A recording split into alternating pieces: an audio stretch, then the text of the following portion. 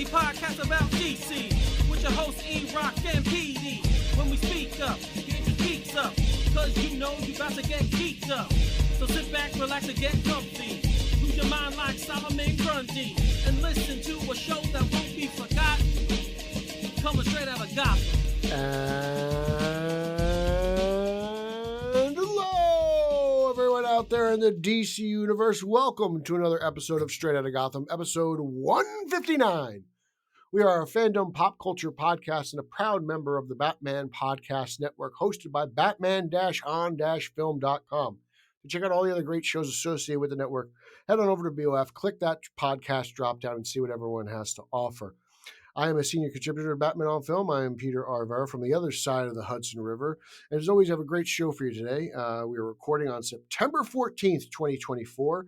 And before I get into good stuff, I want to remind you, all our faithful listeners, if you take the time to review and rate our show on Apple Podcasts, and we read that review on air, you have just won our monthly prize pack. So please be in it to win it. And now let me introduce my partner in crime, the man who set the town of Merrick's sophomore record for the 400-meter backstroke. Ladies and gentlemen, the Aquaman, the champion of Long Island, the man, the myth, the legend, Eric Holzman.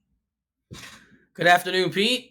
Good afternoon, world. How are you? Whenever you're listening to this. You've been flying around the country, or I would say swimming, because you're the Aquaman, swimming around continents. How has travel been? The airline food has been delicious, I'm sure. Lots of meatloaf. Meatloaf. What's been going on? I imagine you're getting like meatloaf and mashed potatoes on your flight. So No, unfortunately, I don't get to fly first class. I wish I did. thought you got a private jet. But don't you fly Holzimon Express? I don't know where you're getting your information from. Holzy Air. I will tell you this, though. On my last flight, I had to go to this town in Arkansas called Hot Springs. Ooh. And I flew actually into Dallas, and then I had a connection from Dallas to Hot Springs. Little did I know, I flew from Dallas to Hot Springs on a one-prop Cessna plane, had 11 seats on the plane. Oh, wow. Yes, we never went over, we never went completely up into the atmosphere. We had to stay low because you can't go above, you don't have the pressurization system there. Yeah, it's just a Cessna. Yeah, man, it was wild. I've never been on a Cessna. Is it comfortable? It was comfortable. The plane was a little old. I was a little afraid at certain times that we might not get there. But it was a cool experience. No, I didn't see any duct tape, thank God. I would have been like, all right, I'm not getting on this plane. That wing has duct tape on it. Oh man, well, that's funny. But yeah, it was an interesting flight. I'd never done that before. How much leg room is on a Cessna? Well, there was only 11 seats, so you have plenty of leg room. There's not. Man, honestly, I think airplanes should at least take out 1 to 2 rows, and I think everyone would have way more leg room. And I don't think it's that much of a deal. Personally. Yeah, they used to have less, and now to get more people, they keep shrinking this. Just got fatter, and the seats have just got. No, they actually have done that. They've actually added more rows of chairs. Okay. So, but yeah, that was an interesting experience. I'd never done that before, so it was fun. I could check that off the list. I never really wanted to be on that list, but I didn't have a choice. But yeah, I've been traveling a lot this summer for work. We're pushing the software that I'm helping implement. We're pushing it all across the country to all the company's locations, and I'm one of 2 people that are actually going out and training. So that's it. I'm sure the ladies are loving it too. Just Holzman on tour. Well, I hope they are. I can only do so much, but I hope they're enjoying it. So let's leave it we'll leave it there. Oh, Aunt Trudy. I don't know, man. So it depends where you go in the country. That's all I'll say. It depends where you are. Go to these places. But Hot Springs, I did not know this, was actually one of the first mob resort towns. Al Capone actually built it up way back before. Sounds like my kind of people. Yeah. Before Vegas, Al Capone moved, for some reason, Hot Springs, Arkansas. He wanted to go there. So it's probably a nice, quiet town to get away. Where's the last place you'd expect Al Capone to be? That's true. Hot Springs, Arkansas. I never thought Al Capone would venture out to Arkansas, my friend. It's right on this lake too. It's like the city's built right on this lake called Lake Hamilton. You can It was boat probably, dude, there. when he probably built that town up, it was probably cheap as hell. Oh yeah, You it's know? still not expensive. Like I was looking at prices, it's still not. I'll tell you this too, for a draft beer, I paid $3, Wow.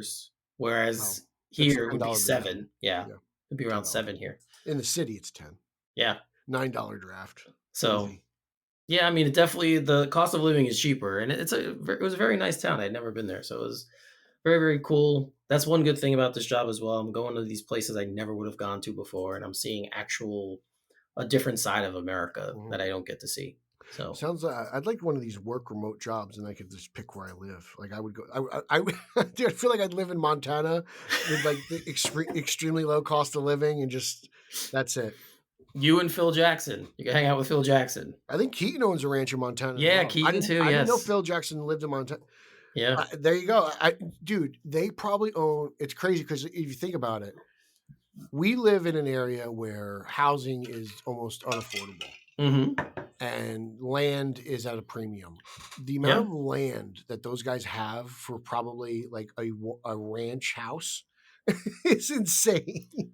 Yeah, and with what the money they make, it's Yeah. literally a drop in the bucket for them. Yeah, It's not even. They could build honestly like a family compound, which would They be could. which would be pretty cool. You know, I know it's very Mormon like, but you know, there's nothing wrong with that. Living next to your, you know, it'd be cool. I always envision like me and my brother living next to each other in separate houses, right? And just having our 2 yards fenced in, just one giant yard. I always kind of thought of that. Yeah. So we got some good news. Got some good things to discuss this week. We have some a lot of news actually on the Batman. Matt Reeves actually spoke, so we have news there. Mm-hmm. So let's get to it if you're ready.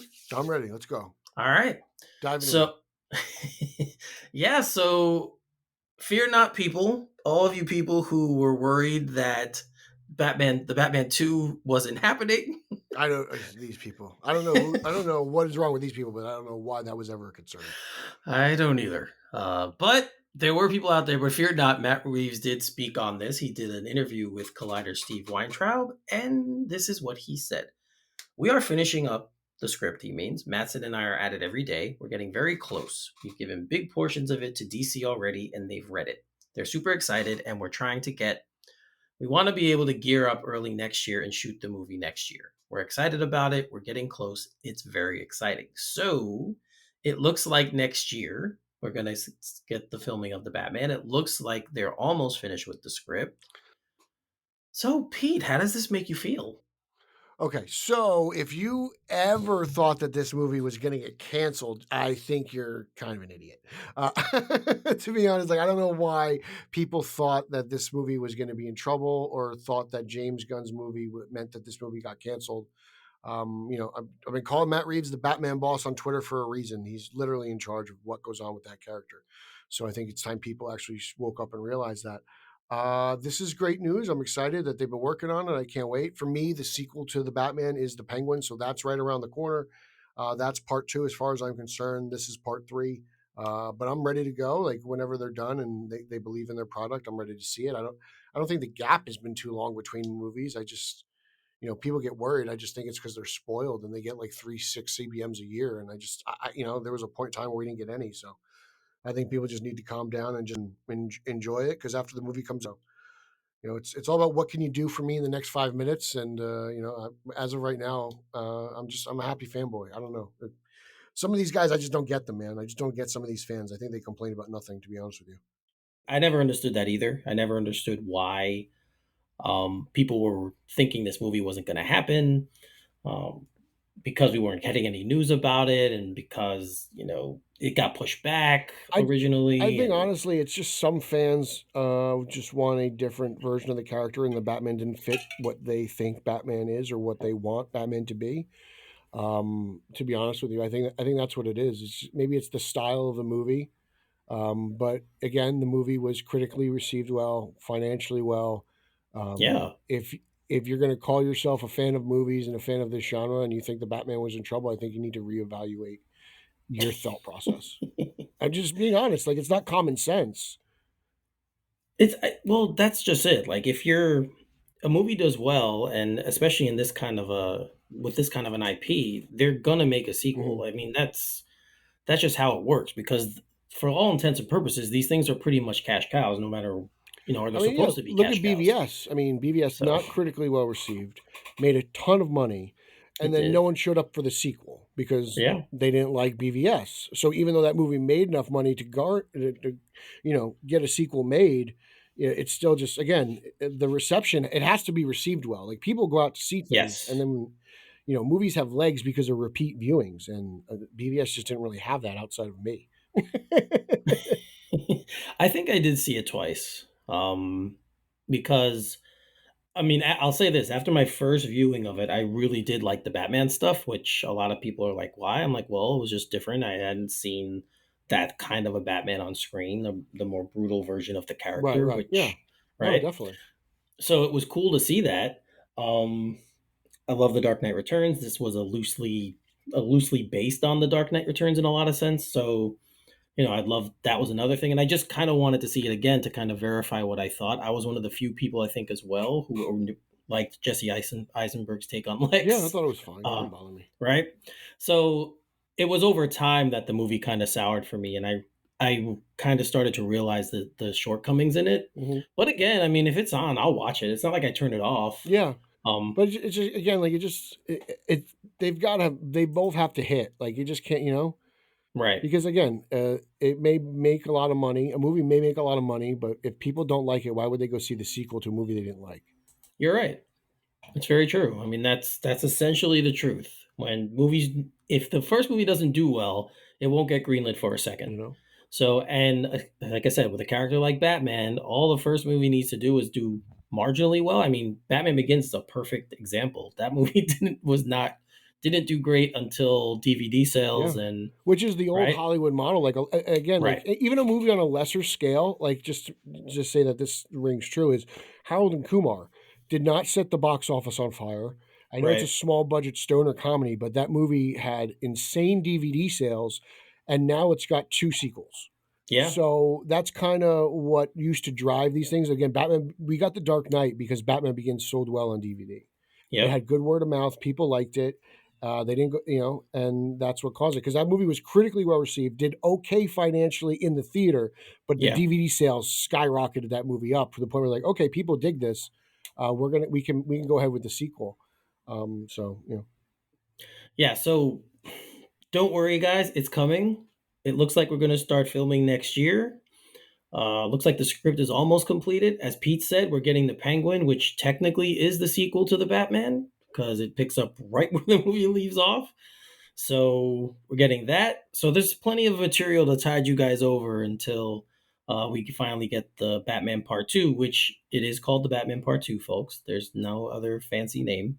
They did not go with yeah, another the Batman Part direction. Two, freeze time. Oh, We're going to get to that. We'll talk about that in a minute. But he also said a few more things. Colin Farrell's Penguin is in the movie, so they've shared the script with him. He knows about it, so he is in the film. The Penguin is the entry point of the Batman Part 2. Uh, so details are going to flow directly from the Penguin into the Batman Part 2, and it's going to deal with how the Penguin's character is involved. And then he kind of passes the baton back to Batman, and Batman's working on another case. mhm. What I really like about what Reeves is doing is that these movies, the movie into the TV show into the next movie, like it's literally like the next day. We're Yeah, picking up right after. We're Gotham City. Like we're picking up like 40. I think at one point he said it's like 40 minutes after the Batman. Like it's literally, yeah, like Oz went to take a dump and then we come back and he's back in action. Like that's really how it goes. And I think that's fascinating because it's a really just it's one long story. I think, yeah. as with the Nolan movies, it seems like there were years between each film. The Burton Schumacher movies could essentially be standalone films on their Right. own, right? Like there's little connective tissue throughout those four films. So and then the Snyder stuff is all kind of on its own anyway. So yeah, like it's kind of interesting. There's not a whole lot of time that has passed. This is essentially, if people want to talk about growth and change, like there may not be that much growth and change for the character of Batman Bruce Wayne if he's literally just picking up like the Penguin takes place over 8 hours. So what are you saying? Like it's probably like what, a week's worth of time in that world. Yeah. So he's the same guy. There have been a couple years in between for us, but in that world, he's the same guy we saw at the end of that movie. Yeah. He may have changed by the end, going from vengeance to hero, but we'll see what happens there. Then you're really looking at, well, the growth was in the first movie. Yeah, I mean that's a good point. I didn't think of that, but yeah, that's a very good point. Mm. So yeah, if you guys are expecting like drastic costume changes or vehicle differences, you're probably not going to be happy with what we get in the second one, because it's probably going to be a lot of what we got in the first. Which honestly, like you think about it, and as a Batman fan, if you know your history and if you've been paying attention and if you didn't just jump on this ship in 2013, you know, toyetic is a word that came out of Batman fandom. Toys and it kind of ruined, in a sense, Batman and Robin. And it was Yeah. really like Nolan kept that stuff close to me. He's like, well, I can't give you the details for the toys yet because I haven't come up with the suit, and like I can't pass that information along because I haven't thought of it yet. I'm concentrating on the story. So Hmm. I have no problem with them being focused and not worrying. Okay, well, we've got to make a new Batmobile because it's got to sell because Justin doesn't like the way that this one looks like Uncle Tony's, Ford Mustang. Like I don't think they're worried about the stupid bullshit. I think they're worried about the story and they're focused. And I've been saying that since day one, and that's why I'm so supportive of this because it seems like a real focused take, and it's not about merch and toys and all that jazz. He's really focused on the story. Yeah, and apparently the story is going to dig into the epic story about deeper corruption, and it goes into places that he couldn't anticipate in the first film. The seeds of where this goes are all in the first movie, and it expands in a way that will show you aspects of the character you never got to see. Mm. Batman is constantly battling these forces, but those forces can't be entirely exercised, so the next movie delves deeper into that. So it looks like whatever the story continues, it looks like there's not going to be much of a super big change in the tone. Um, Again, it's all about the villains and the characters, and we also know, like we just said, that Oz will be in it, so he does factor, I'm sure, in it somehow. But yeah, I Spoiler alert: mean, he doesn't die in the Penguin. yeah, that's a good point. But yeah, I mean, I guess that we could start thinking about, or people are going to start thinking about, okay, where are they going with this? Who are the villains going to be? It's always a fun thing to speculate. We heard that it's going to take place in winter, so a lot of people are saying, oh, maybe it's Mr. Freeze. But I just don't know where Um, Mr. Freeze fits in a corrupt world, right? Like the yeah, Riddler the stemmed out of a story. Yeah. corrupt world. It was a corrupt Yep. world that created that character, right? Hmm. And where would just think about it? Like, if you're a Batman fan and you know the history of Mr. Freeze, where does Mr. Freeze fit in with a corrupt Gotham City? Yeah, His that's not motivation is, I've got to save my wife. right. So unless like Right. Rupert Thorne is holding Nora Freeze hostage, and in order to save Nora, it's which is essentially ripped right out of like BTAS, right? Yeah. it, Yeah. it kind of makes me think of like it actually makes me think of like Clayface. It's like, oh, we'll give you this, but you got to do our dirty work. Like I don't know. We'll see what happens. I don't know where Mister Freeze fits in. So like I also don't know where this rumor came from. I know someone made a cool trailer or I'm sorry, poster on Photoshop, and Yeah. everyone rolled with it. Yeah. I just don't see it, man. I think you got to look at Batman's rogues gallery and see who fits in with a corrupt Gotham City government. Because that's what this is all about. It's an epic crime saga. This is Right. at some point this is going to turn like a courtroom drama. I feel like, I just feel like Well, that's where it's leading because I think Harvey Dent fits in this really well. sure. You Yeah, know, you have Harvey Dent, who we know is in Penguin as hmm well. so Um, we'll see. And yeah, I see a that's lot of, I've true. seen people complain that like, oh man, another Batman movie about corruption on Twitter. And it's like, if there's no corruption in the city, there's no Batman. What is he fighting Yeah, against? Like right, the corruption and the death of his parents brings out the character. The freaks don't come out until after Batman makes his first appearance. right. So the corruption is what stems everything. It's the Yeah, domino effect. yep. Like we kind of were talking about this a little bit before. I mentioned the Court of Owls, different, obviously a more grounded take Mhm. where because we kind of got a little hint of that in the first film. Yeah. A secret society kind of controlling things. So I think you know, I just don't think you're going to see Talons in the way that right. I agree with you there. I Zack don't Snyder think. created them. I don't think Reeves Yeah, is going to do zombie soldiers. right. You I know, agree with you on that. I agree with you on that. So there might be a way they can do it where it's not that. So we'll see. But yeah, I mean, you're right about the corruption thing. That's kind of it's what drives him. So Yeah. we will see. Yeah, we'll see what happens there. And we're talking now about the more fantastical side. I mentioned Freeze. We talked to Talons. Reeves actually spoke to that as well. So he said, "What was important to me was to find a way to take these pop icons, these mythical characters that everybody knows, and translate it so that Gotham feels like a place in our world. We might push to the edge of the fantastical, but we would never go into full fantastical. It's meant to feel quite grounded. It doesn't mean that you won't see characters that people love. That's exactly what we want to do. Gentleman Ghost is probably pushed a bit too far for us to be able to find a way to do, but there is a fun way to think about how we would take characters that might push over into the bit of the fantastical and find a way to make sense of that. Hence what I just said about the Yeah. Talons. Like, Sounds right. you know? Sounds like it's, it could happen. Yeah. I like what he's saying. I mean, look, he says he's like, I want to take characters people know and love. Well, I'm like, man, like you gave me Riddler, Penguin, Catwoman in the first movie, and a tease of Joker. I was like, you already got the Yeah. Mount Rushmore. Yeah. I wonder, that's I wonder what else he has in store, and that's another thing too. Like, I'm kind of curious, like, what about the Joker? The Joker's still locked up in jail. It's weird that the Yep. Joker's already kind of contained. What does he have in store for the Joker is really kind of something I'm concerned about. Yeah. I agree with that.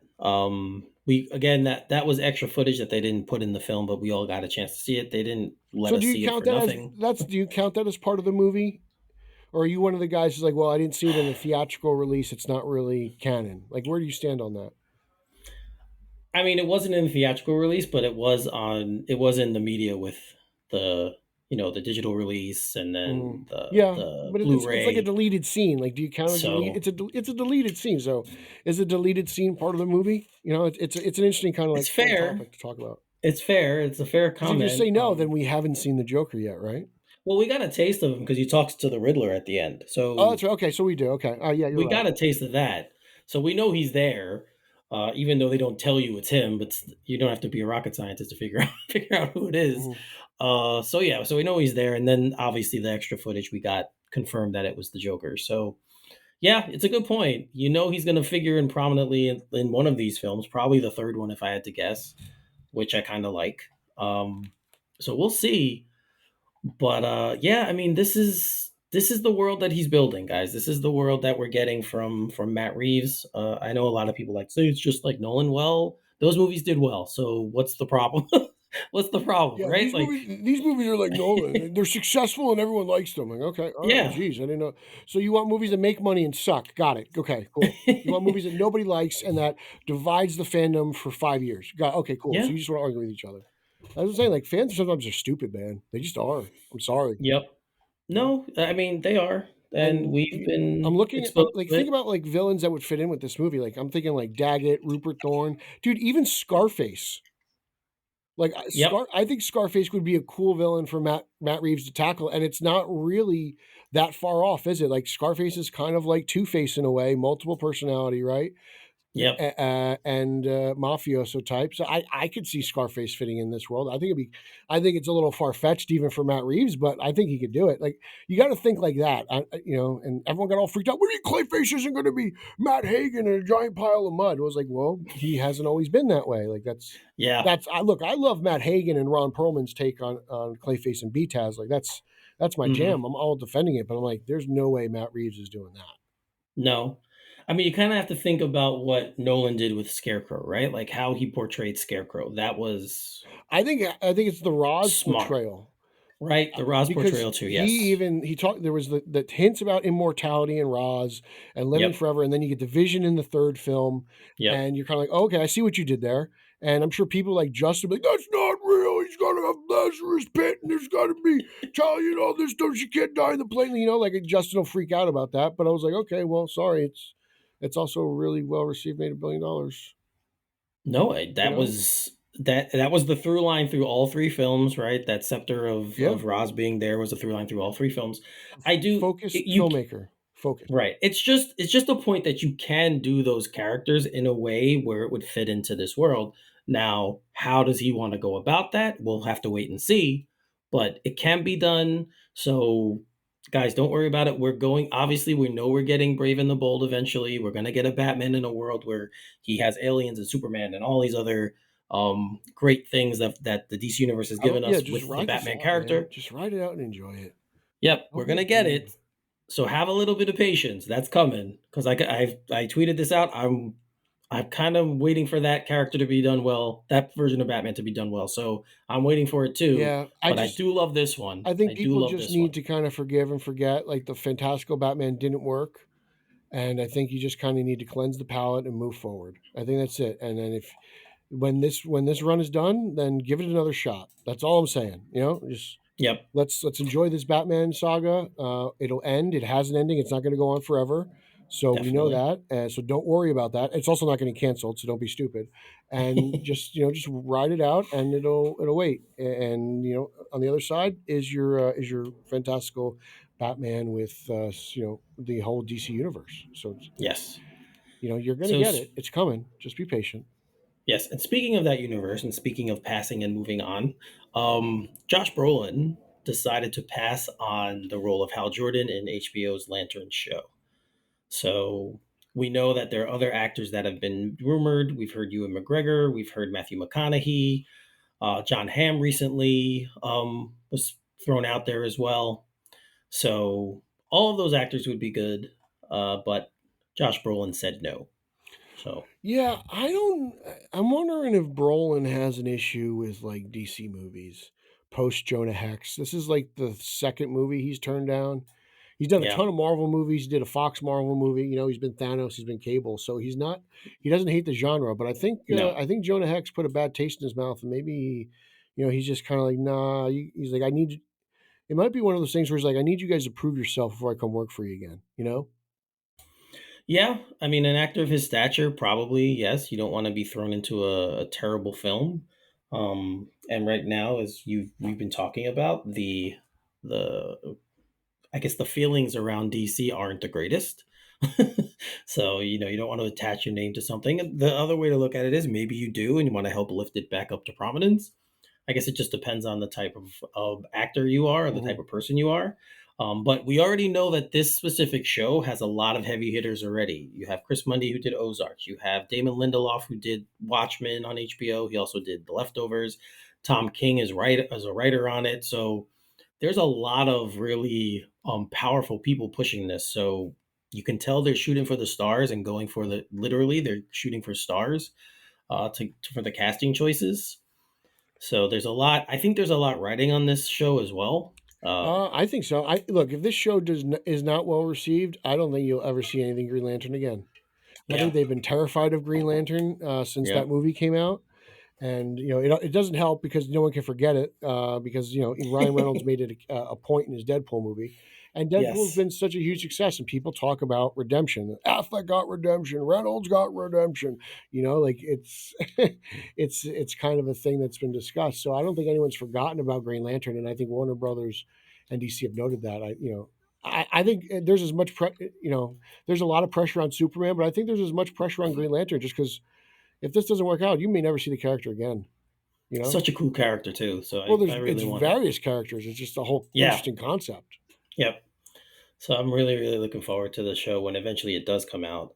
But yeah, I mean they're gonna cast someone high profile, I think, and then we'll see where it goes. But Josh Brolin is not that person, guys. So if you guys have just throwing this out there, if you guys have any ideas of someone who you think would make a good Hal Jordan or even John Stewart, we already know Guy Gardner is Nathan Fillion. Mhm. Pete, you said off air that you think that he's going to show up in this show. Yeah, definitely. I mean, it's all connected. I think at some point, I mean, you may even see another Green Lantern in that movie. I don't know, but Yeah, there's already one, so why wouldn't there be other? There's thousands upon thousands of Green Lanterns.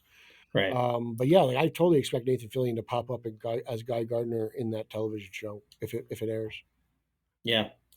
So we'll keep you guys posted if we hear anything else. But you guys let us know on the Facebook page if there's an actor you think would make a good lantern. Any of the lanterns doesn't matter. Speaking of staying in the DC universe, we know Creature Commandos is going to be the first offering from James Gunn's new DC slate of material, and apparently we have a premiere date. So it's premiered. Sorry, Creature Commandos is set to premiere on December 5th on Max, and it will be a one episode stream weekly until January 16th. So we're not getting a binge drop, guys. You have to. Thank you. It's old school. You have to go wait every week and see what happens.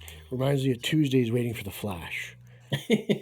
Right? Yeah. Or when I was a kid, coming home waiting for the next. The next episode of Dick Van Dyke. Yeah. I'm not that old. But shows like Growing Pains and Who's the Boss and all those other sitcoms I watched as a kid. Did you watch Facts of Life? I did. Had to watch Facts of Life. Yeah. It's one of those. When you have a lot of sisters, you don't really have a choice of what you watch. So, and you're the youngest, you don't have that pull. Oh, that's funny. So that's funny. Oh, poor. So I'm looking forward to Creature Commandos. We've talked about this in the past. I know nothing about it sounds these characters. Like Suicide Squad monsters. yeah, exactly. It's the DC Monster Squad. Yep. So if you guys are looking for it, waiting for it, we have a date. Mark your calendars. December 5th is when it drops on Max. Merry Christmas. Yes, Merry Christmas. Sticking in the DC universe still, John Cena talked about Peacemaker Season 2 while he was promoting the SpongeBob Brawl Stars video game, which apparently he's in. Very funny that he's in. There's a tie with WWE. Isn't it kind of crazy how Cena has become the greatest actor to ever come out of the WWE? It is crazy. I never saw this coming. It's funny because like Bautista, when Bautista made the jump, he was so much acclaim. He's been in a lot of artsy fartsy movies, But John Cena has really shown a very interesting amount of range, and I think he's kind of been in at least more entertaining things because I do not like Dune, so there was that. But I loved Blade Runner. Bautista had a small role in that, but right, yeah, they've kind of the two of them. I think they're battling it out. The Rock may have the biggest name. But I mean, that might not be true in a few years. Cena's really on a rampage here. Yeah, he spoke about during the interview. He was talking about obviously the SpongeBob thing, but they did ask him about Peacemaker Season 2, and this is what he said: "We are in progress. That is the safest answer I can give without anybody knocking on my door telling me I'm fired. Personally, I'm very happy, so I hope that it translates to everybody who is anticipating it." And then as things gone on, he kind of loosened up a little bit, spoke a little more, and he said, what you got to understand and keep in mind is I'm the guy who plays Peacemaker. So when we come out with a show and it's the #1 show on Max, and finally we take a character who was supposed to be dead, bring Peacemaker back to life, and people enjoy the universe and want to see more of it, but then you have a shift in the structure of who's calling the shots over at DC. James and Peter actually both called me and said, you know what, excuse me, we want to take some time to do this right, but it's just going to take a little time. So it was crazy to know we did something people want. They want more of it. Let's do it again. And everybody's like, no, wait, we just have to do a few things first. And we have this whole plan. It's all going to work together. So if you just trust us, we'll be okay. And it seems like forever ago now that we're filming every day, it seems like it will be just right around the corner that we're watching Season 2.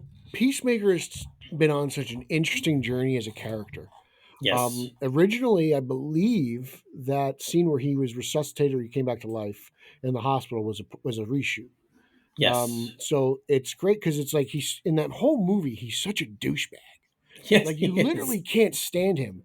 And then by the end of the Season 1 show, you're so sympathetic for the guy where you're rooting for him, and you're just laughing at the fact that Aquaman sleeps with fish. It's like ridiculous, like it's such a complete, it's, what is it, 360, 180, whatever it is. Like it's such a turn of face for the character. I don't really know what to expect because it seems like each regime change within Warner Brothers has really affected Peacemaker the most. He was dead. He came back. He got a new show. They're rebooting the show in a new universe. Like, it's kind of crazy. Like Peacemaker may define Hollywood more than anything, any CBM that we've ever seen or any comic book material, because it's been so involved. It's been the one production that's kind of been through it all. I agree. Yeah, it's kind of it's run the full gamut of everything that could happen to something, except getting canceled. Like it didn't get canceled, so that's the only thing that it hasn't happened. It was probably canceled originally, and then Gunn brought it back. Just the way it's going, because they're like, we're rebooting it. We can't do this, Yeah, I do remember there, like after the whole regime change, we were kind of like, well, what's going on with Peacemaker? Everyone's kind of like, what are we doing here? Because the Gunn stuff seems to, like, Suicide Squad seems to be canon. Suicide Squad, it's weird because we all were like assuming the Suicide Squad and Peacemaker were canon, but apparently they're not. So Well, I mean, Yeah, it's I just one of don't. the things where you keep saying like, "Hey, we got to wait and see." Yeah, I mean, I can't answer that question. Nobody can until we actually see how they do it and how they could plan to bring these things together. But if you're keeping characters to me that are from those, it's I know it doesn't matter. You can, do that. It happens all the time. They completely change. It's the same character, but they completely change the scope of the character.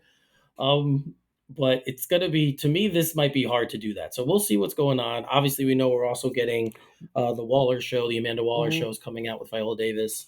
So What do you think is the bigger, like, kind of confusing sell to the general audience or fans in general? Robert Downey Jr. as Doctor Doom and coming back, or Peacemaker's reboot, not reboot. Like what? Like because it's Peacemaker's a little bit more bigger because it involves Waller and other characters, like maybe possibly Harley Quinn. mhm. Like it's kind of interesting. You're asking the audience to kind of forgive and forget a lot here between the That's a two of good them. question. That is a good question. I mean, obviously Downey's the bigger name, so you would think it would be him coming back as Doom, You would. I mean, but he's essentially the face of Marvel.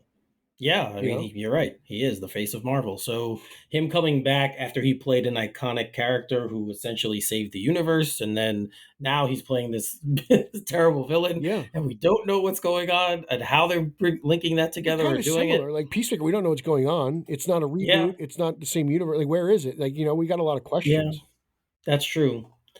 So I don't know. That's a really good question. I think, like I said, because Marvel has become the MCU has become a bigger thing. It's probably Downey, but in our space, in our world, it's probably a toss up. Uh-huh. I think Probably at a this toss up. point, Marvel is like Band Aid, Escalator. It's it's a brand, but it's what people like. People, I just think comic book movies are Marvel movies. That's fair. I just you mentioned how big they are and how big that I think that brand is because at one point, and this was like maybe like 10 years ago, people thought like the Fox X-Men movies were part of the MCU, and I think I know. Marvel is so big right now where they just think everything outside of Batman is MCU Right. Well, the Fox movies kind of are now. Um, retroactively, yeah, yeah, retroactively they become it. But and so is yeah, Blade. I mean, yeah, I know it's crazy when you, when you think about it. But you're right. I do think that everyone thinks that if it's a comic book movie, it's a Marvel movie. I Yeah, do agree. So, especially the general audience, But we'll see what happens with Peacemaker. I love the first season, so give me more. I'm here. yeah. I mean, dude, it's so So, crazy that one scene after he bangs that alien, he's dancing in his underwear. Like I don't think I've laughed so hard since. yeah. So we'll see. Um, just to bring this conversation full circle, though, we were talking about Penguin before, which we know is coming out soon. Colin Farrell apparently did not like being in the costume, did not like playing the character towards the end of the shooting. So this is what he said. They asked him if he was going to come back for a season two, and he said, "I don't know, man. Don't get me wrong, I loved it, but it got in on me a little bit. By the end of it, I was bitching and moaning to anyone who would listen to me that I effing wanted to be finished. I tried to remind them that I had grumpy gratitude. I was still grateful and still honored. I grew up watching Burgess Meredith, then Danny DeVito was my penguin. So being a part of that lineage of that storytelling, I really did feel privileged. But by the end of it, then he continued to say, it's not like I didn't know who I was and I was going out and burning cars and shit. But if you take what Matt Reeves created and then what Lauren did and what Mike did and put them all together, it was a really powerful experience. Lauren said, look, if I could find a way that makes sense, would you talk about it? And I said, absolutely. And maybe in a year I would. But when I finished, I was like, I never wanted to put that effing suit and that effing head on again. Yeah, man, So, I don't blame him. yeah, it has to like be a total transformation if you're going to play this kind of a character. I mean, just And it, makeup wise, it's just like, yeah, dude, Jennifer, and I've said this before. Jennifer Lawrence stopped playing Mystique years ago, yep, right? Like she just literally was like, "I'm not, you're not painting me. I'm not doing that. I'm gonna walk around in this leather jacket for most of the movie." yep, Like I imagine these things are hard to wear. Just all the weight of the suit, the makeup, the way they cake it on his face. Like I posted a video of like a little bit of the transformation, and it's just like his whole head is covered in latex. Like that's not even his hair. Like I know. I watched, I was like, oh wow, that's not. I thought that they at least like used his hair for the hair of the penguin. They didn't. They glue his hair down and they put him a skull cap and they put the head on. And I was like, oh wow, it's a whole thing. That's crazy. And every time I see this stuff, it gets crazier and crazier. And then I think DeVito had to wear a fat suit too. I'm sure he didn't have fun wearing that thing. I'm sure, yeah. And then I think about I also thought about Mike Myers in Austin Powers, Fat Bastard, when he did the action scene, right? Like, not only is he wearing the fat suit, but they're suspending him from hair. Yeah. I just, plus, let's be honest, he's got to be there. What you're talking like? It's probably like. I mean, I know he's getting paid ridiculously, but it's probably an 18-hour day. He's probably in the makeup chair for 3 to 4 hours. He's probably, he shoots his scenes, but don't forget, like, he's got to be on set. He's got to wear that suit on set. There's a lot of downtime on set, so he's probably he's probably in the suit, not being the Penguin more than he actually is the Penguin. And I just, after 8 episodes, how many hours is that compared to what he had to do for the Batman? I don't blame him. Yeah. And he's No, I agree. He didn't quit, like he's going to be in the Batman too. So I don't know. I never really expected I always thought this was going to be a singular thing. I never expected Penguin to have multiple seasons. I kind of feel like something else will offshoot out of the next movie naturally, like this did. So I didn't expect a season 2, to be brutally honest with you. Yeah, I mean, we did get rumors after the first one of a possible Catwoman show as well. Obviously, that never happened. But you're right. Like, something might come out of the second movie that will make Penguin season 2 not important. We don't know how what's going to happen to the character in the second film either. So we'll see how this all plays out. Excuse me, how this all plays out. But we do know that Farrell is in Penguin 2, the Batman 2, as we told you before. So he'll be back as Penguin. And he has to wear the costume again. So sorry, Colin, but that's what you signed up for. Yeah, hey, look, he every 2 weeks he's getting a fat check. Oh, definitely. I'm not worried, yeah. I'm not worried about Colin. I'm sure the money is a very, very nice what's the word I'm looking for? Pill to swallow when he gets that. I'm sure it's a very nice, soothing, cleansing thing for him. So So again, Penguin 2 is coming, guys. When it comes out, we have you covered. We'll talk about each episode as it's released, and you guys can give us your thoughts on the Facebook page. All right, so switching houses for a second, we got a new trailer, the final trailer for Venom 3. Now, I will say I found this trailer very, very entertaining. I'm not so sure. It doesn't change my feelings on the movie or if I'm going to see it or not, but I thought it was a very well done trailer, and it did introduce Venom's creator, actually, Noel. And there's a drama surrounding that as well. We'll get to that in a minute. But Pete, just based on the trailer, what did you think? To be honest, man, like I'm happy this is the end. It's while I enjoy the first one, it's definitely a movie that kind of takes its liberties. I don't really enjoy the lack of Spider-Man. I think Spider-Man and Venom are connected at the hip. That's me personally. Also, this seems to be, this is my opinion, this is the third movie where we've gotten the same villain. Like, it's always some symbiote. It's all Venom fights are symbiotes. So I've seen this. I've already seen 2 movies. The headliner was Carnage, and that was actually the one I didn't like the most. Right. The first movie I liked, but it's always like, it's always about the whole world coming. It's the same as right? Wasn't the whole the first was like, oh, he's going to go get the other symbiotes and they're going to bring them here, and it's like, okay, now symbiotes are coming to Earth. I was like, this is kind of the first movie in a way. Yeah, I'm over this, man. I think Venom digitally looks fantastic. I think it's the best interpretation of Venom in this, doing Venom things with the tongue and all that, but. Yeah, I'm just the lack of Spider-Man stuff really bothers me, and they butchered that as well with the Holland cameo in No Way Home, and it's just like I'm like, you know what? Like, can we just move on? I'm happy because these Sony movies, man. I mean, Craven's one thing. We'll see what happens with Craven because that's that was actually a pretty decent trailer, but it was. I'm like, man, I'm ready for this to be finished. I just am. I kind of am too, and it kind of looks like Tom Hardy is as well. If I had one critique about it, I feel like in the scenes I've seen, or the scenes that we've seen in the trailer, he seems like he's kind of half-assing this one. You think so? Okay. I haven't looked that deeply into it. So we'll see, obviously, when it comes out. But there was a bunch of drama that came from this trailer release because apparently the guys who created Null had no idea he would be in Venom 3 and they didn't get paid for it. Someone's trying to So pull a fast one. yeah, so Ryan Stegman and Donnie Cates took to social media. They both posted on X or Twitter, whatever you want to call it. This is what Stegman said. Yes, I did co-create Null. No, I did not know until today that he was going to be in Venom: The Last Dance. Yes, I do expect to be fully able to afford that lazy river moat around my house. Yeah, I hope these guys get paid for it. Look, I didn't read King in Black. It's a little bit out there. It's not really for me. So I Right. don't really know much about Null. I know the basic concept of it. That's another reason I'm not really pumped about this. It's like, oh, you're adapting something I don't like to begin with, so therefore you're already two strikes in the bottom of the ninth. Um, yeah, but hey, look, don't do them dirty. They may, if it wasn't for them, you guys wouldn't have this stupid movie. So you got to pay them, pay up. Yeah. You make more than enough money. You're a greedy corporation. You make DVD players and movies like or Blu-ray players. Like Sony is not hurting for money. Pay these guys.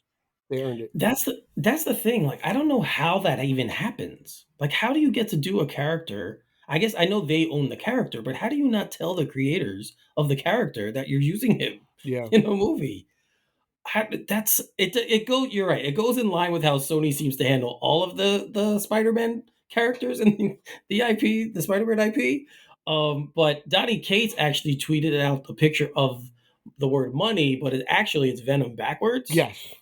So it looked very, very. That was a very, very cool thing. But yeah, pay these guys, man. At least let them know you're using the character. It's unbelievable that this. I can't even believe this happened. Yeah. Look, It's kind of crazy. again, if it wasn't for them, your third movie would be a lot different. You owe them. That's That's it. for sure. And you've got so much money. I got. There's no way I can defend Sony in this. Again, greedy multi corporate, like you guys got the cash. Pay up. Yeah, You still I got mean, money from No Way Home. No, you guys got the most money out of that deal. Pay these guys. you're 100% correct. They got the most money.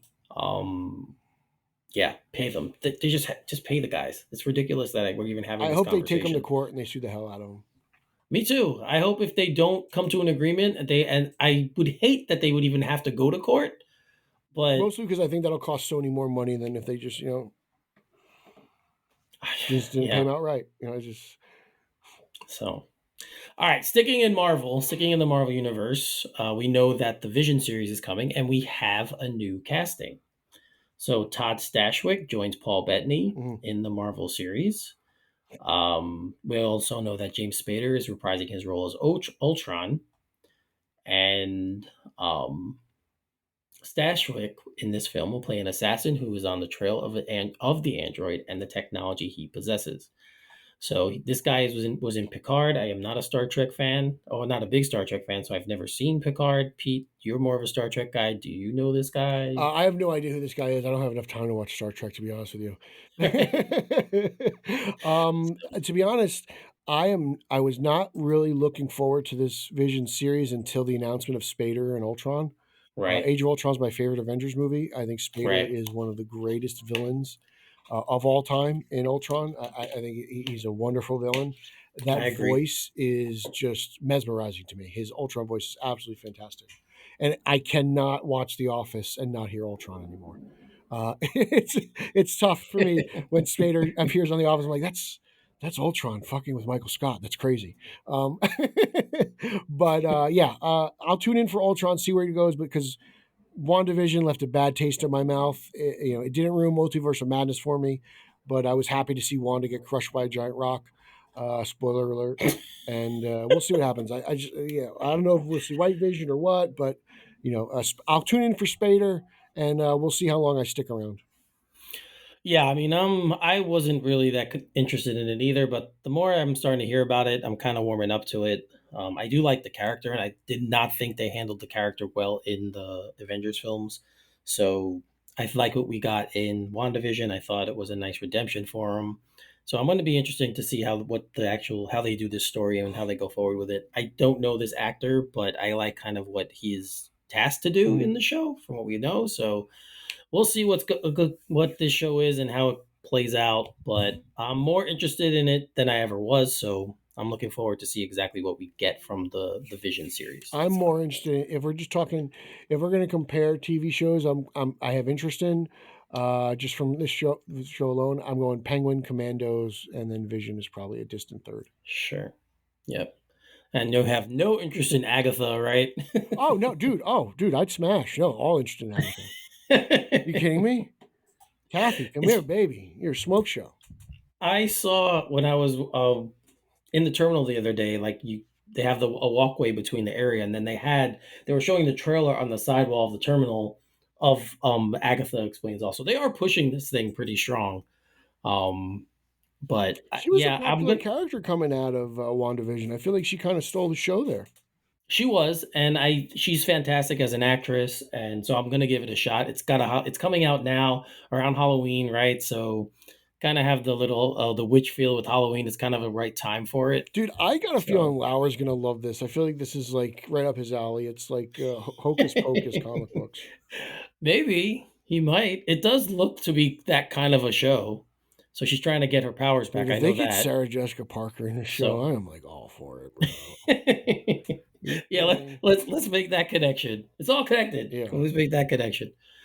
All right. So Pete, you posted a story and you said it's Eric stuff. I don't know why, but don't you like Ewan Masters of the McGregor? Universe? It wasn't Masters of the Universe. Oh, it was Halsey-Wan. He was talking about Obi-Wan. He wants to do it. Yes, I'm talking about Ewan McGregor, who we mentioned before about possibly being Hal Jordan, got his star on the Hollywood Walk of Fame. Now, I know you put it as for me because he played Obi-Wan Kenobi, but he's played a lot of different roles in his career. Well, he was talking about doing in the next season of Obi-Wan. That's why he did. Yes, he did talk about doing. He said he hopes he could do many, many more of them. So this is the last time I post an Eric stuff article. That's it. No more Star Wars talk on the show. That's it. By the way. Well, I just don't want to cut him short. Like he's had a really long career. Black Mask. You don't mention that. He was in Black Mask. He was in Moulin Rouge. He played Halston. He was in Moulin Rouge? Yes, he was the lead in Moulin Rouge. Yes. Really? Yep. He was in Black Hawk Down. He was in Angels and Demons. Train Spotting is the movie that put him on the map. Dr. Evil. What was that movie? See No Evil? That Shining sequel? Yes. He was in that. What was the name of that movie? Do you remember? I don't, but he was in it. And obviously Obi-Wan Kenobi. So for me, that's how I usually remember him as. But I've seen a lot of his roles in his career, and I think he's a fantastic actor. So congrats to him. Do you want another season of Obi-Wan? If they do it right, I wouldn't mind. You don't seem very high in. You don't seem very like you don't feel confident in their ability to do Star Wars shows anymore. I feel like they've been on a bad run.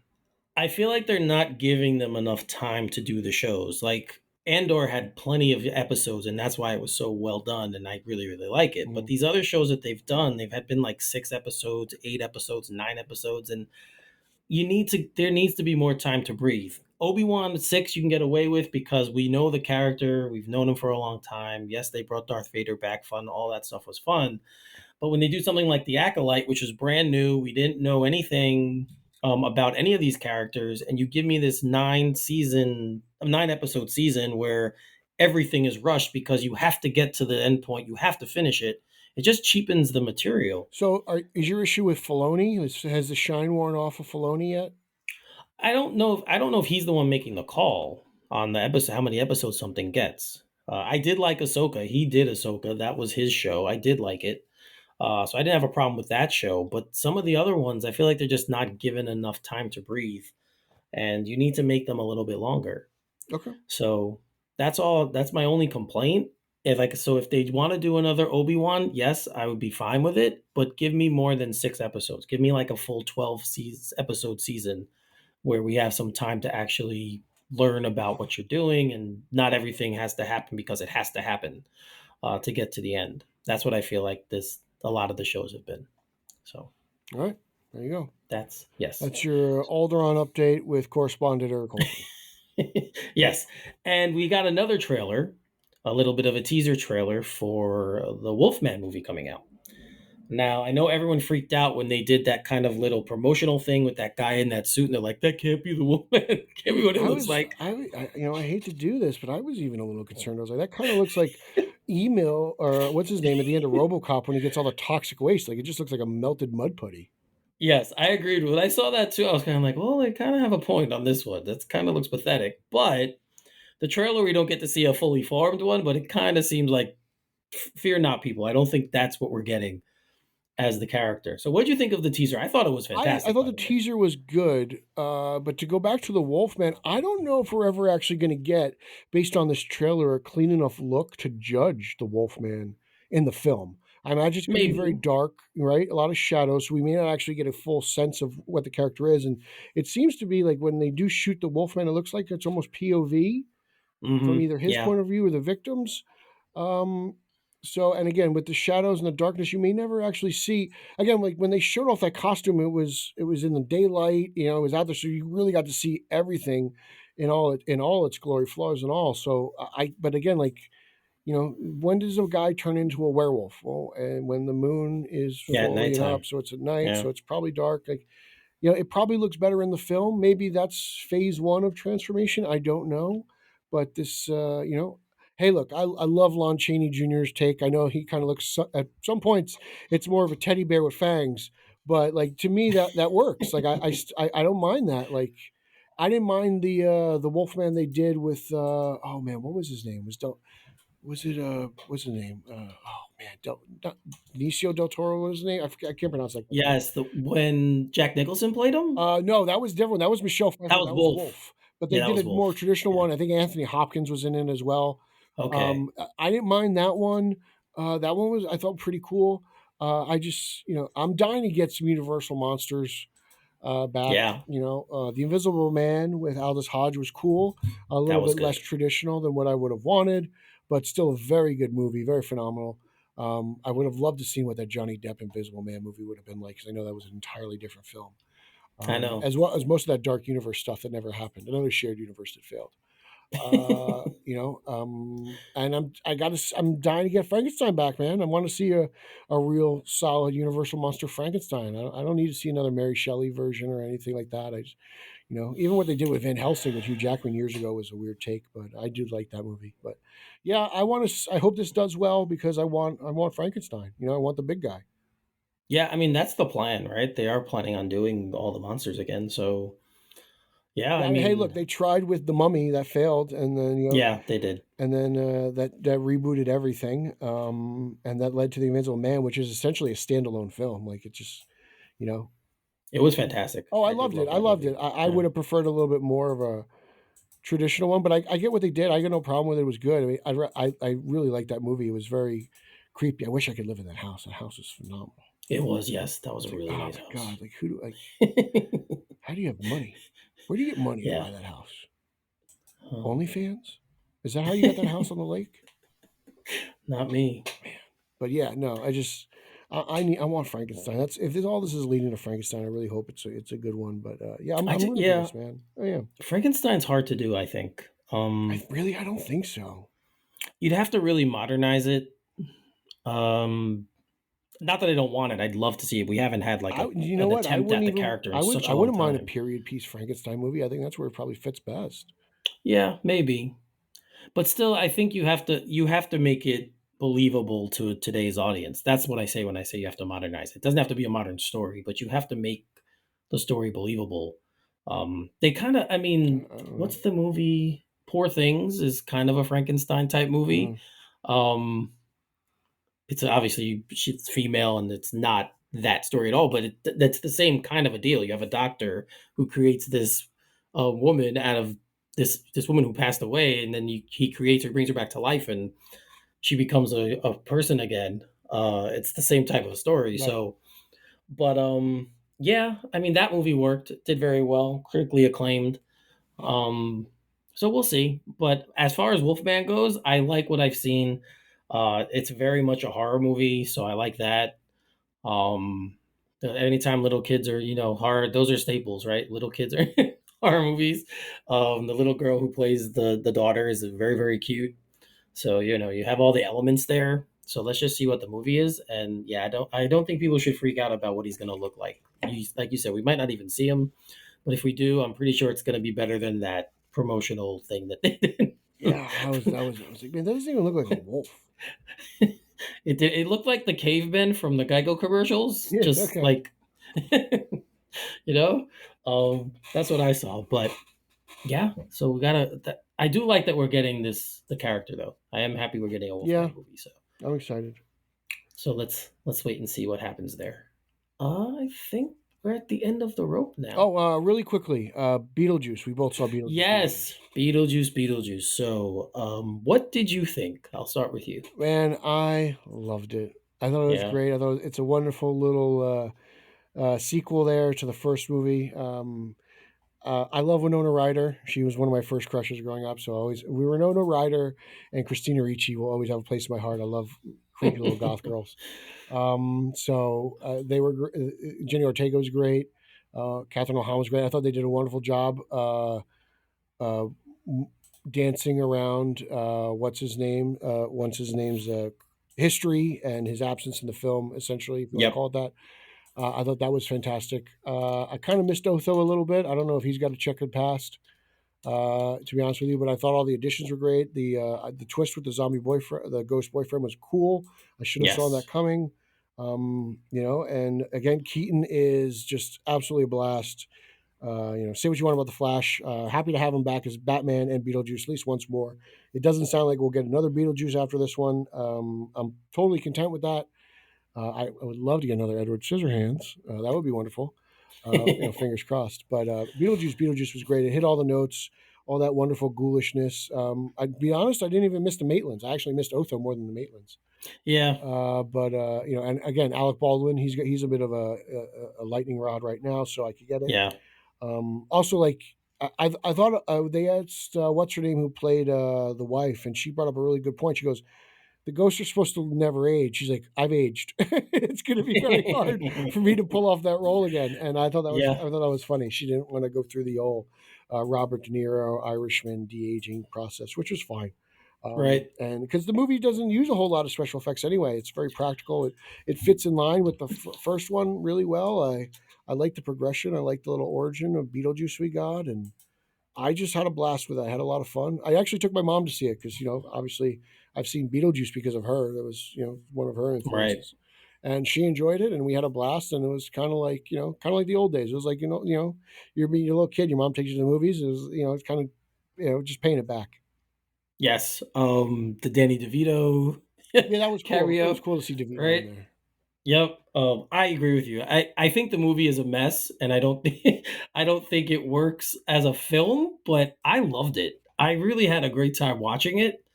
It's really hard to separate that. When I say that, people are like, "What do you mean?" I'm okay. There's certain things that happen in this film that have no business happening. Like what?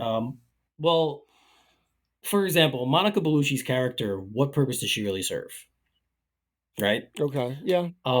So that kind of a thing. That's something that she's supposed to be a very important figure in Beetlejuice's life, and she's kind of glossed over. Um, a lot of brooding scenes with her, and she's not really integral to the story, in my opinion. So I didn't understand that. Movie jumps around at certain points a little bit too much for me. But having said all that, it's a really enjoyable film. Yeah. Uh, I got you no issues know, with any of that stuff because it's just go ahead. I really enjoyed seeing the characters again. Um, Keaton was fantastic. I felt like he could have done the first one yesterday and this one today, and I would not have been able to tell the difference. He was so good. Um, I think Winona Ryder was the weakest character for me, but she was fine. Jenna Ortega is a star. Like, get this girl in more things. I know been in things, but get her in more things. She's fantastic in this movie. Justin Theroux is fantastic in this movie.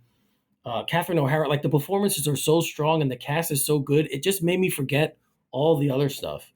And I really did have a good time. I did not expect to like it as much as I did because I had heard some stuff and I was like, I didn't uh think oh. you weren't even going to go see it. I thought. I wasn't, but I decided to go because for one of the reasons was for this show because I know you wanted to see it. So I'm like, I don't want to not be able to talk about it. But also, people were kind of like, give it a shot. It's really a fun time. So I'm like, all right. And I agree. It does have problems, but I really, really enjoyed it. So Yeah, I had fun with it. I didn't mind. I thought it was fine because I thought the main plot of the movie was getting Jenny back from the dead, right? And then I just thought the wife just the ex wife just kind of put a wrench in the gears, and it was just kind of like a Pac Man effect, like she's the ghost and they're all Pac Man, and they just kind of got to avoid her until they get what's her name back from the dead. So it didn't bother yes, me at all. I was fine with it. I didn't think she needed to be a bigger part of the movie. I didn't think she was a focal point. She was just kind of the chaos running around. I liked spending most of the movie in the land of the dead. I thought that was cool. It's kind of the opposite of the yes, first movie. We got a glimpse of that. I had a good time with all the dead people. It was just man, I had so much fun. I watched the original right before I went to go see it, so I was really geared up for it. But man, I love Winona Ryder. I just do. yeah, I mean, she was okay. She was fine. I like the growth of the character from obviously the first one, and the story, how her life went, and the introduction of who she married, who's Astrid's father, how he passed away, and all how they tied everything in. It was very well done. It was a very that stuff was all well done. There's just parts of it that are disjointed, and again, didn't take me out of the film. I didn't. It wasn't something I was like, oh crap, I can't watch this, or this was really distracting. But it didn't need to be there. There's just a couple things didn't need to be there. So that's the only complaints I have. But if you're looking to just have a good time at the film at a movie, and you love the first one, go see this movie, people. If you haven't seen it yet, it's a very very entertaining film. I think this is only the second time I've ever heard the name Astrid. The other time was in The Office. Yeah, yeah, it was an interesting name choice, but fits definitely fits. It's kind of an older It's name. very Lydia Dietz. Yeah, it's very exactly. It's very Lydia Dietz. So yeah, definitely go see it if you guys get a shot. I was not expecting much, and I wound up having a greater time than I ever thought I would. So that's my take. That's it. Holzman certified. Yeah, I'd give it three. If I had a 5-star system, probably three. Um, just because I just really had a good time in the movies. All right, So I'm happy. That's it. Keaton's back, baby. yeah, I mean another successful what's it called? Another successful film in his column, in my Just another opinion. good performance. Oh, Yeah, jeez. that's what really to me that's the greatest thing about the everyone's performance was really great. And Burton did a really good job directing. I'll give him that as well. Very well done. He's so good in these spaces. That's why I always get weird. Like when he did like Dumbo and he goes to these other tries to do other things, it just doesn't work for me with him. He needs to Yeah. stay I in mean, this lane. I'm sure, like everyone else, like every once in a while, he needs a gig and he's got to do something. So Oh, no doubt. I believe I'm he just even saying. said recently he's like Dumbo. Dumbo's probably I failed him on Dumbo. Okay. He Well, was like that was not a good performance on my part. well, it wasn't a good movie. I never It just saw wasn't it. a good I movie. wanted to Yeah. actually because like oh, all right, Burton, Batman, and the Penguin are all back together. This is great. Yeah, it wasn't, but it wasn't good. Sadly, So all right. Well, we've come to the end officially now. We've come to the end of this one. So Pete, if if you you have know, you anything to know. plug. Socially at Pete Illustrated, Instagram, X. This show, Straight Outta Gotham, straight underscore O underscore G on X. Facebook group, Facebook fan page. Brian Lauer's The Batman Book Club. I'm there monthly. Spider Man, Spidey Coalition, Batman on Film, all over there. Check that out, Ookses. Yes, and for me, at Finally 33, spell Finale 33 on X, Twitter, whatever you call it. As always, I have a show about the New York Knicks. We actually took off most of the summer, but it will be coming back. Season starting up soon, so we're going to be back every Wednesday night, 7 o'clock Eastern time. Live stream on Facebook Live, on YouTube, and on X as well. Uh, Knicks, blah, blah, blah, Aren't you guys now sorry. streaming on the Villanova Athletics page as well? I Yeah. wish.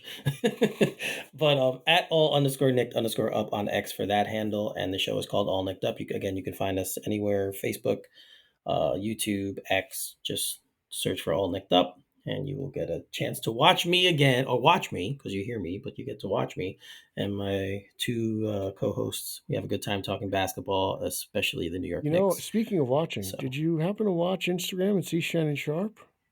Wow. I did, I did, yeah. Maybe I'm just saying one day while you're out on vacation, if Twitter No, Live falls around, I'm from the Twitter page, just get a mm-mm. couple extra hits, Eric. I know you're a busy man. No, So, that's not going to happen. But accidentally. I am not Shannon Sharp. Well, That was crazy though. my man was growling.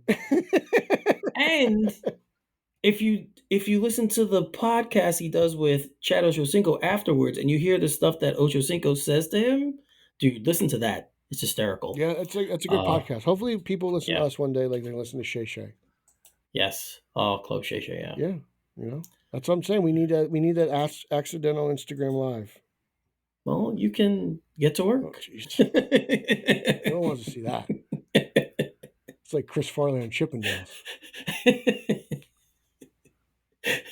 On that note, I think we can put this one to bed. So for Pete, I'm Eric. You are listening to Straight Outta Gotham, and we will see you next time. Booyah.